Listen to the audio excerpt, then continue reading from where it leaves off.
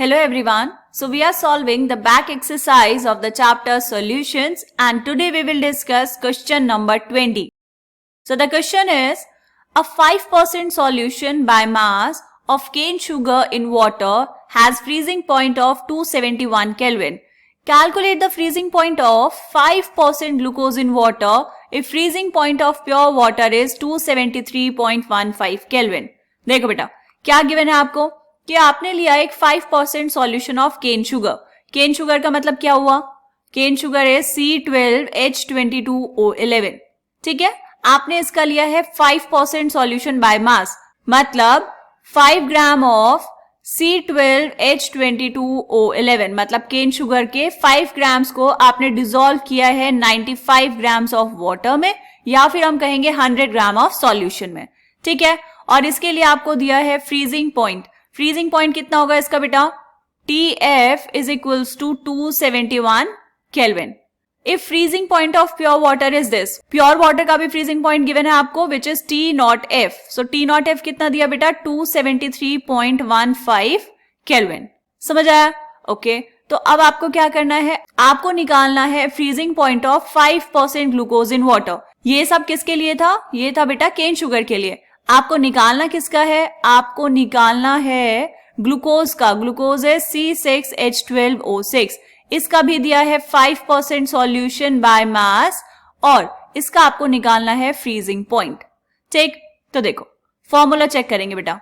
हमें जो फॉर्मूला पता है वो है ये delta TF is equals to KF into M.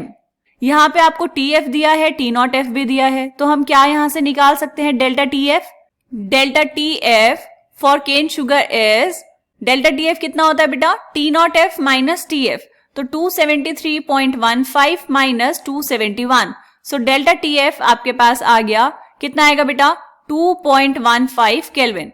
तो हमें डेल्टा TF भी पता है, मोलालिटी हम निकाल लेंगे, बट KF की वैल्यू हमें नहीं पता. तो अभी हम क्या करेंगे, पहले केन शुगर वाली कंडीशन से निकालेंगे KF की वैल्यू और फिर वहां से ग्लूकोज वाली कंडीशन में जाएंगे तो डेल्टा TF कैलकुलेट कर लेंगे. ठीक है, बात समझ आई? तो अभी सबसे पहले क्या करना है, आपको निकालना है मोलालिटी. किसका? केन शुगर वाले सॉल्यूशन का. तो देखो बेटा, सबसे पहले तो हमें चाहिए होगा उसका मोलर मास. सो C12H22O11 कितना हो जाएगा?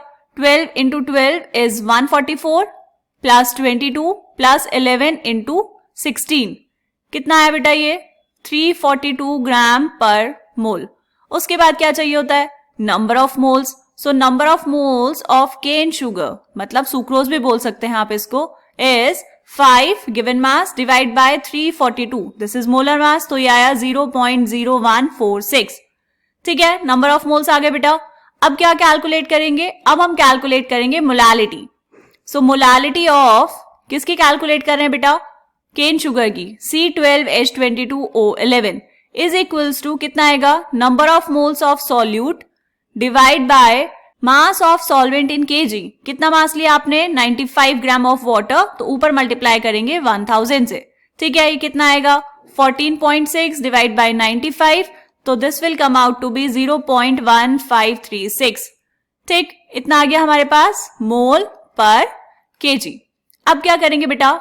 हम बात कर रहे हैं सुक्रोज के लिए, C12H22O11. इसके लिए कैलकुलेट करेंगे. So delta TF is equals to KF into M. Delta TF कितना है आपके पास? 2.15 इज इक्वल्स टू KF हमें निकालना है, मोलालिटी आई 0.1536. क्लियर? तो KF कितना आ जाएगा आपके पास? 2.15 डिवाइड बाय 0.1536. डिवाइड कर लेंगे इसको, तो KF आ गया बेटा 13.97 kelvin kg per mole. This is the value of KF. Right? अब क्या करना है? अब हमें निकालना है ग्लूकोज का फ्रीजिंग पॉइंट. तो सबसे पहले क्या करेंगे? देखो, ग्लूकोज वाले सॉल्यूशन की हम निकालेंगे मोलालिटी. ये है ग्लूकोज, इसका मोलर मास कितना बेटा? 12 इंटू 6 प्लस 12 प्लस 6 इंटू 16 कितना आएगा? ये आ जाएगा आपके पास 180 gram per mole. So number of moles of C6H12O6, 5% solution है बाय मास, तो ये हो जाएगा 5 डिवाइड बाय 180. कितना आएगा बेटा? 0.028 मोल.